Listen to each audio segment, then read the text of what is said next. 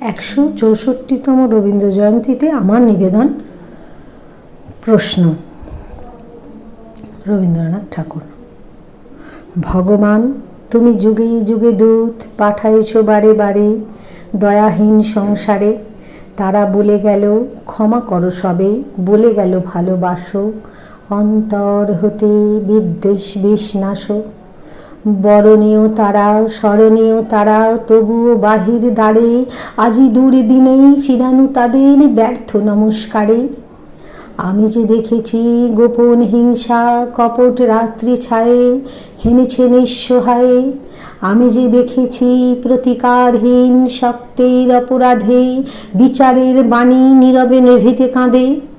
আমি যে দেখিনু তরুণ বালক উন্মাদ হয়ে ছুটে কি যন্ত্রণায় মরেছে পাথরে নিষ্ফল মাথা কোটে।